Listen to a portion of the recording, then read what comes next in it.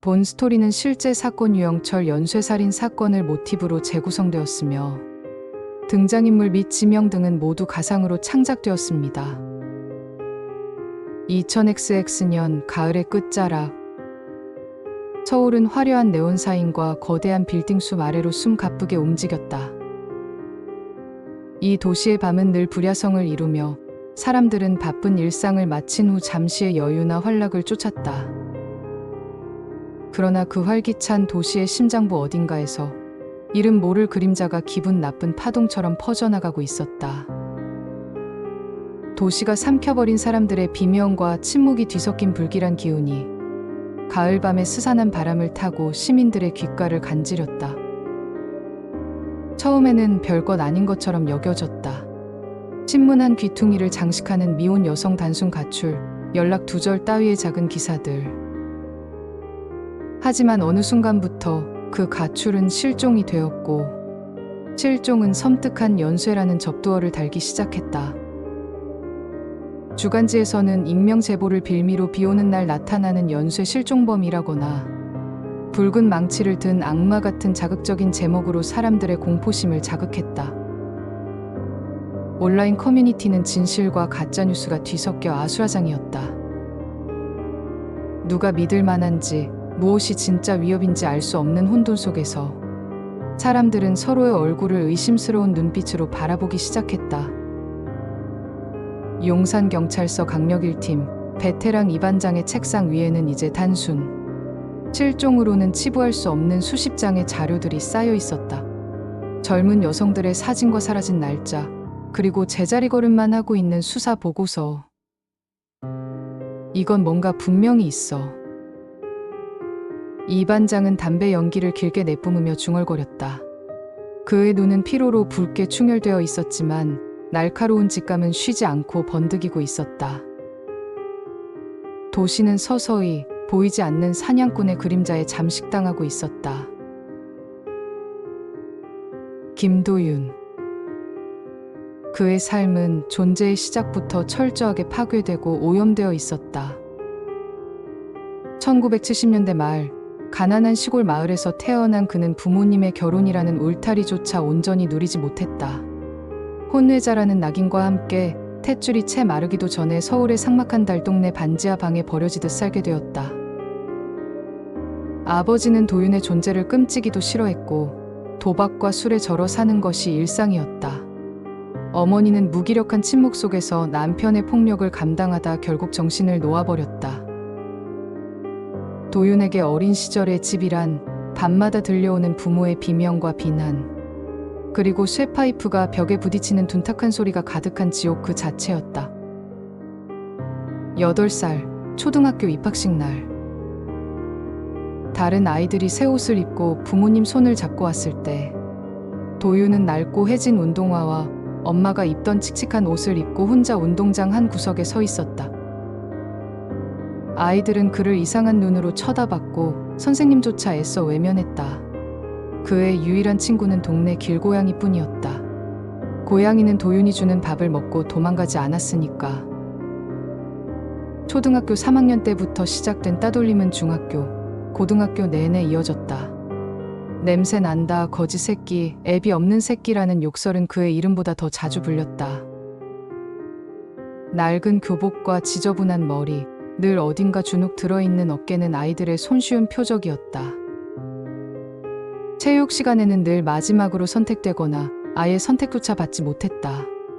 점심시간엔 도시락 반찬을 빼앗기거나 물걸레로 머리를 문질러지는 일이 다반사였다. 그는 맞을 때마다 눈을 감고 언젠가 이 모든 것을 되갚아 주리라 다짐했다. 그의 내면 깊숙한 곳에서는 뜨거운 용암처럼 분노가 끓어오르고 있었다. 18살, 그는 자신을 괴롭히던 동급생 패거리에게 흉기를 휘둘렀다. 그 일로 그는 소년원에 가게 되었다. 소년원에서의 시간은 그의 분노를 더욱 단단하게 만들었다. 그곳에서 그는 더 잔혹하고 비정한 세상을 경험했다. 힘으로 모든 것을 통제하는 법을 배웠고 눈물은 약자의 전유물이라는 것을 깨달았다. 출소 후 그는 사회에 적응하기 위해 공장에서 일을 해보기도 했고 식당 주방에서 허드레시를 해보기도 했다. 하지만 사람들은 그의 전과 기록과 어두운 표정을 꿰뚫어 보았다. 늘 의심하고 경계했다. 심지어 함께 일하던 동료들조차 은근히 그를 피하거나 수군거렸다. 그에게 유일한 안식처는 독서였다. 그는 도서관에서 범죄 소설이나 사회 비판 서적을 닥치는 대로 읽었다. 책 속에서 그는 자신의 분노와 불행이 개인의 문제가 아닌 불평등한 사회 구조 때문이라는 논리를 찾았다. 특히 유전무죄, 무전유죄라는 말이 그의 뇌리에 깊이 박혔다.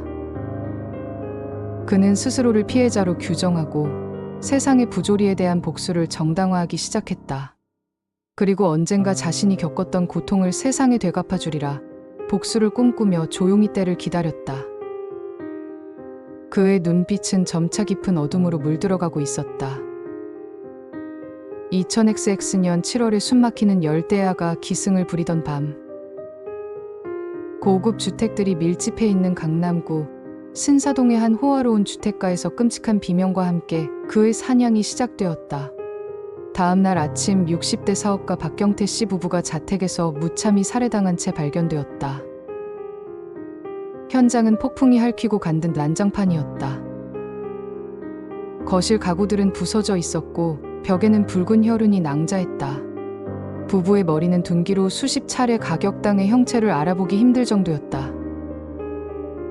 안방 금고는 열려 있었고 값비싼 미술품 몇 점과 현금 다발이 사라진 상태였다. 반장님, 이건 사람이 한 짓이라고 볼 수 없습니다. 막내 박 형사의 목소리는 떨렸다. 그는 경력 5년 차였지만 이런 끔찍한 현장은 처음이었다. 이 반장은 얼굴에 미세한 떨림을 억누르며 현장을 꼼꼼히 살폈다. 그의 눈에 들어온 것은 돈을 훔친 강도가 이런 예술적인 방식으로 분노를 표출할 리 없다는 확신이었다. 분노, 그리고 파괴. 박 형사, 범인은 단순 강도가 아니야. 이건 복수극이다. 수사팀은 대대적인 수사에 착수했지만 범인은 그림자처럼 종적을 감췄다. CCTV에는 검은색 우비 모자를 눌러 쓴 남자가 주택가 골목을 미끄러지듯 빠져나가는 모습만 찍혀 있었다. 얼굴은 식별 불가능했고 발자국이나 지문 같은 결정적인 단서는 어디에서도 발견되지 않았다. 용의 선상에 오른 인물만 수십 명이었지만 그 누구도 사건과의 명확한 연결고리를 찾지 못했다. 수사는 시작부터 거대한 벽에 부딪혔다. 2달 후, 이번에는 종로구 구기동의 한적한 주택가에서 70대 독거노인 윤옥순 할머니가 살해당했다. 이 사건 또한 머리에 둔기 가격, 금품 절도가 동반되었다. 현장에 도착한 이 반장은 얼굴이 하얗게 질렸다. 범행 수법이 신사동 사건과 섬뜩할 정도로 일치했던 것이다. 젠장, 박 형사, 이건 동일범이야. 망치, 그리고 피. 이건 똑같아. 이 반장의 목소리에는 분노와 좌절감이 뒤섞여 있었다. 그러나 피해자들의 배경은 완전히 달랐다. 신사동 부부는 재력가였고 윤 할머니는 기초생활수급자였다. 반장님, 범인의 타겟이 왜 바뀐 걸까요? 혹시 범행이 우발적이었던 걸까요? 박 형사의 질문에 이 반장은 쉽게 답할 수 없었다.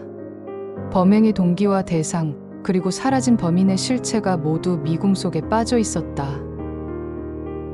언론과 여론은 경찰의 무능력을 맹렬히 비판했다. 시민들의 불안감은 극에 달했고 밤이 되면 거리에는 인적이 끊겼다. 용산서 강력반 사무실의 불은 밤낮 없이 꺼지지 않았지만 그들의 앞에는 미로 같은 어둠만이 놓여 있었다. 연이은 흉악 범죄의 사회는 패닉 상태에 빠졌다. 청와대에서는 이례적으로 강력한 수사를 지시했고 결국 국내 범죄 심리 분석의 최고 권위자인 최 교수를 특별수사 자문단으로 영입하게 되었다. 깔끔한 외모와 날카로운 눈빛, 냉철한 분석력을 가진 최 교수는 아직까지 프로파일링이라는 개념조차 생소했던 형사들 사이에서는 외계인 취급을 받기 일쑤였다. 증거도 없는데 범인 마음을 어떻게 알아? 몇몇 형사들의 비아냥거림에도 그는 흔들림이 없었다. 최 교수는 도착하자마자 신사동과 구기동 사건의 모든 기록을 요구했다. 그는 현장 사진을 돋보기로 살피고 피해자들의 주변 인물 인터뷰 기록을 꼼꼼히 읽었다. 며칠 밤낮을 새워 자료를 분석한 그는 마침내 수사팀 브리핑에서 섬뜩한 결론을 내놓았다. 이창호 부부 살해 사건과 윤옥순 할머니 살해 사건의 공통점은 돈이 아닙니다. 범행 현장의 파괴적 양상, 피해자들의 머리에 집중된 둔기 공격, 그리고 시신을 유기하는 방식에서 명확한 동일성이 나타납니다. 범인은 김도윤이라는 가상의 인물입니다. 그의 발언에 회의실은 술렁거렸다. 가상의 인물이라니요, 교수님? 이 반장이 되물었다. 최 교수는 칠판에 김도윤의 가상 프로파일을 적어나갔다. 범인은 극심한 유년기 트라우마와 사회적 박탈감을 겪었을 겁니다. 사회 시스템에 대한 뿌리 깊은 증오심을 가지고 있고, 특히 자신보다 가진 자들, 즉 부유층에게 강한 적개심을 표출했습니다.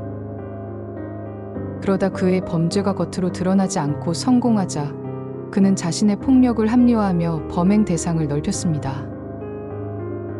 독거노인 살해는 자신과 비슷한 사회적 약자임에도 불구하고 자신의 분노를 받아줄 만한 어른이라는 판단이 작용한 것으로 보입니다. 그는 타인의 고통에 공감하는 능력이 현저히 결여되어 있으며 자신의 폭력을 통해 세상에 대한 통제감을 느끼는 사이코패스적 성향을 보입니다. 최 교수의 분석은 너무나도 구체적이고 논리적이었다. 그의 말 한마디 한마디는 김도윤이라는 보이지 않는 그림자의 윤곽을 선명하게 드러냈다. 범인은 지금 자신의 범행에 도취되어 있을 겁니다. 그리고 그는 스스로를 세상에 드러내고자 하는 욕구가 점차 커질 것입니다. 그는 미디어에 관심을 갈구할 것이며 심지어 경찰을 조롱하는 메시지를 남길 수도 있습니다. 동시에 잡히지 않기 위해 자신의 흔적을 지우는 데는 점점 더 치밀해질 것입니다. 최 교수는 수사 방향을 완전히 바꾸어야 한다고 강조했다. 단순한 현장 증거 수집을 넘어 범인의 심리를 꿰뚫어보는 역추적 수사. 그의 조언을 바탕으로 이 반장과 박 형사는 김도윤의 유년 시절 기록, 소년원 기록, 과거 인물 관계, 심지어 그의 행동 패턴을 토대로 다음 범행 예측까지 시도했다. 20여 명의 프로파일러가 투입되었고 전국 각지의 전과자들을 대상으로 한 광범위한 조사도 시작되었다. 사회의 가장 어두운 밑바닥부터 한 인간이 어떻게 악마가 되어갔는지 그 경로를 따라가는 고된 추적이 이어졌다. 밤낮 없는 수사에 지쳐가던 형사들에게 최 교수의 분석은 한 줄기 빛과 같았다. 이제 그들은 어둠 속에서 헤매는 것이 아니라 어둠 속의 그림자를 쫓고 있었다. 그러나 시간은 그들의 편이 아니었다. 서울 시내 곳곳에서 유사한 여성 실종 사건이 계속 보고되었고 도시는 점점 더 공포의 아수라장으로 변해갔다. 최 교수의 프로파일링과 수사팀의 끈질긴 추적 끝에 드디어 김도윤이라는 이름이 용해선상에 올랐다. 그의 전과 기록, 그리고 불우한 유년 시절의 환경이 최 교수가 예측한 범인의 프로파일과 완벽하게 일치했다. 그가 최근 은밀하게 접촉했던 몇몇 유흥업소 여종업원들의 실종 신고도 접수되었다. 결정적인 단서는 한 업소의 실장이 김도윤이 수상한 짐을 싣고 인적이 드문 외곽으로 향하는 것을 봤다는 증언이었다. 이 반장은 더 이상 지체할 수 없다고 판단했다. 대규모 검거 작전이 펼쳐졌다. 김도윤의 주거지로 예상되는 서울 외곽의 낡은 빌라촌이 강력반 형사들에게 포위되었다. 적막한 새벽 3시 검은 그림자 같은 형사들이 빌라 주변에 매복했다. 총기는 실탄 장전. 저항할 경우 즉시 제압. 이 반장의 나지막한 명령이 무전기를 통해 전해졌다. 새벽 어둠 속 빌라 현관문이 열리고 한 남자가 모습을 드러냈다. 검은색 후드티를 입고 낯선 여행용 캐리어를 끌고 있었다. 김도윤이었다. 김도윤, 연쇄살인 및 실종 사건 용의자로 긴급 체포한다. 이 반장의 고함과 함께 수십 명의 형사들이 일제히 김도윤에게 달려들었다. 김도윤은 순간적으로 당황한 듯했지만 이내 날카로운 송곳니를 드러낸 맹수처럼 거세게 저항했다. 그는 형사들의 팔을 물어뜯고 발길질을 해대며 절규했다. 다 비켜. 난 아무것도 안 했어. 세상이 날 이렇게 만들었어. 그는 마치 미친 듯이 발버둥 쳤지만 결국 여러 명의 형사들에게 제압당하며 수갑이 채워졌다. 그의 얼굴에는 잡혔다는 분노와 함께 기묘한 해방감마저 스쳐 지나가는 듯했다. 용산서 취조실, 차가운 형광등 불빛이 내리쬐는 공간에서 김도윤은 묵묵히 앉아 있었다. 그의 눈빛은 깊은 심연처럼 아무것도 담고 있지 않았다. 이 반장과 박 형사가 교대로 그를 신문했지만 그는 마치 돌부처처럼 침묵하거나 횡설수설하며 비웃기만 할 뿐이었다. 당신이 죽인 사람만 10명이 넘어. 증거가 차고 넘쳐. 박 형사가 테이블을 내리치며 소리쳤다. 김도윤은 비웃듯 입꼬리를 올렸다. 증거? 그거 당신들 머릿속에 있는 거 아니야? 나는 아무것도 기억 안 나는데. 결국 최 교수가 취조실로 들어섰다. 그는 김도윤의 눈을 똑바로 응시하며 차분하고 낮은 목소리로 말을 걸었다. 김도윤 씨, 당신이 그렇게 증오했던 세상에서 당신은 단 한 번도 사랑받지 못했죠? 어릴 적 당신을 괴롭히던 아이들의 조롱, 부모님의 무관심, 그 모든 고통을 잊고 싶었을 겁니다. 그래서 세상에 상처를 돌려주고 싶었겠지요. 부유층을 보며 자신이 박탈당한 것을 되찾고 싶었고, 약자들에게는 자신이 느꼈던 통제감을 행사하려 했겠지요. 김도윤의 표정이 미세하게 일그러졌다. 최 교수의 말은 그의 가장 깊은 상처를 건드린 것이다. 하지만 김도윤 씨, 당신이 파괴한 것은 단순히 타인의 생명이 아닙니다. 당신은 결국 당신 자신이 그토록 증오하던 폭력을 휘두른 사람에 불과합니다. 당신이 죽인 이들 중에는 당신처럼 사회에서 외면받고 힘들게 살아가는 사람들도 있었습니다. 그들이 왜 죽었는지 최소한 그들에게 이유라도 알려줘야 하지 않겠습니까? 최 교수의 집요한 심리전에 김도윤의 견고했던 방어막이 서서히 무너지기 시작했다. 그의 눈에서는 마침내 고통스러운 눈물이 흘러내렸다. 메마른 줄 알았던 그의 감정이 터져 나온 순간이었다.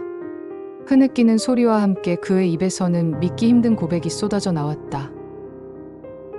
불우했던 유년 시절의 트라우마, 사회에 대한 증오, 그리고 폭력을 통해 얻었던 뒤틀린 쾌락. 그는 자신이 겪었던 고통을 세상에 되갚아주고 싶었다고, 살인을 통해 세상의 부조리에 저항하고 싶었다고 울부짖었다. 그가 말하는 하나하나의 진술은 퍼즐처럼 맞춰지며 그동안의 미스터리했던 사건의 전말을 낱낱이 드러냈다. 이 반장과 박 형사는 그의 처참한 고백을 들으며 인간의 가장 깊은 어둠에 대한 깊은 허탈감과 함께 슬픔을 느꼈다. 수많은 생명을 앗아간 연쇄 살인 사건의 전모가 그렇게 드러났다. 도시는 잠시 평화를 되찾았지만 김도윤의 그림자는 오래도록 서울을 감쌌다. 김도윤의 검거 소식은 전국을 경악시켰다. 언론은 그의 범행을 연일 보도했고 그는 역사상 가장 잔혹한 연쇄 살인마로 기록되었다. 법정에서 그는 최고형을 선고받았지만 그의 재판 과정을 지켜본 많은 사람들은 복잡한 감정에 휩싸였다. 그는 타고난 악마였을까? 아니면 사회가 만들어낸 괴물이었을까? 사건이 종결된 후 이 반장은 더 이상 밤마다 잠 못 이루는 일은 줄었지만 여전히 김도윤의 차가운 눈빛을 잊을 수 없었다. 인간의 내면에 저런 어둠이 존재한다는 사실은 그에게 깊은 회의감을 남겼다. 박 형사는 이 사건을 계기로 심리학 공부를 시작했다. 그는 이 반장에게 저런 괴물이 다시 나타나지 않으려면 우리가 그들을 이해하려는 노력을 멈춰서는 안 됩니다라고 말했다. 최 교수는 이 사건을 바탕으로 한국 사회의 어두운 면과 범죄 예방의 중요성을 역설하며 프로파일링 시스템을 더욱 강화해야 한다고 주장했다. 도시는 다시 활기를 찾았다. 사람들은 다시 자신의 일상으로 돌아갔고 사라졌던 밤의 인적도 서서히 회복되었다. 하지만 그 속에는 언제든 다시 깨질 수 있는 얇은 얼음판 같은 위태로움이 내재되어 있었다. 김도윤이라는 이름이 남긴 상처와 질문들은 여전히 차가운 밤 공기처럼 우리 곁에 머물러 있었다. 우리가 그에게 내밀지 못했던 따뜻한 손길은 없었을까? 사회의 무관심 속에서 조용히 자라나는 어둠을 우리는 어떻게 막을 수 있을까? 이 이야기는 단지 한 연쇄 살인마의 검거로 끝나는 단순한 범죄 기록이 아니었다. 인간이라는 존재의 복잡성, 사회의 구조적인 문제, 그리고 폭력의 근원에 대한 끝나지 않는 질문을 던지는 우리가 살아가야 할 이 도시의 드리운 영원한 그림자에 대한 경고였다. 어둠은 완전히 가시지 않았고 또 다른 형태의 악이 언제든 고개를 들 수 있다는 냉엄한 현실을 우리는 외면할 수 없었다. 이 이야기는 우리가 늘 경계하고 성찰해야 할 이유를 알려주는 끝나지 않은 이야기였다.